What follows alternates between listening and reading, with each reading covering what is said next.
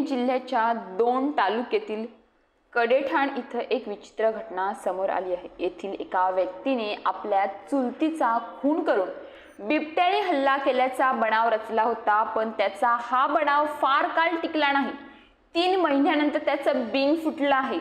अनैतिक संबंधातून आरोपीने चुलतीचा खून केल्याचं पोलीस तपासातून समोर आलं आहे। या प्रकरणी यवत पोलीस ठाण्यात गुन्हा दाखल केला असून दोघांना अटक केली आहे। अनिल धावडे आणि सतीलाल वाल्मिक मोरे असं अटक केलेल्या आरोपींची नावे आहेत।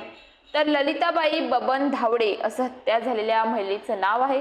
7 डिसेंबर 2024 ला दुपारी 3च्या सुमारास वरवंड हट्टीत दादा दिवेकर यांच्या शेतात लताबाई यांचा मृतदेह आढळून आला होता।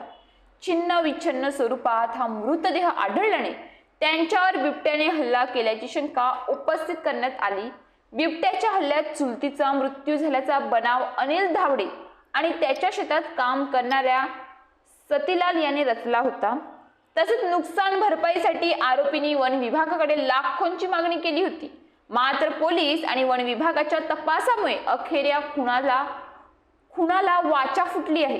त्यामुळे बिबट्या निर्दोष ठरला असून पुतण्यास खुनी निघाला। लता धावडे यांच्या मृत्यूची बातमी समोर आल्यानंतर त्यांचा खून झाल्याची अफवा गावात पसरली। ही बाब लक्षात घेऊन वन विभाग आणि यवत पोलिसांनी तपास केला। लताबाई धावडे यांचे घेतलेले नमुने नागपूर येथील प्रादेशिक न्याय वैज्ञानिक प्रयोगशाळेत तपासण्यात आले। यातून हल्ला वन्य प्राण्याने केला नसल्याचे निष्पन्न झाले। तसेच त्यांचा खून झाल्याचा अहवाल या प्रयोगशाळेने दिला।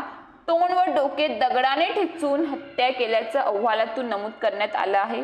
हा अहवाल समोर आल्यानंतर पोलिसांनी धावडे कुटुंबियांची कसून चौकशी केली। यानंतर उपसरपंच असलेला पुतण्या अनिल धावडे आणि शेतमजूर सतीलाल मोरे यांनीच अनैतिक संबंधातून लताबाई धावडे यांचा खून केल्याचं समोर आलं। यानंतर पोलिसांनी दोन्ही आरोपींना बेड्या ठोकल्या आहेत। या घटनेचा पुढील तपास पोलीस करत आहेत।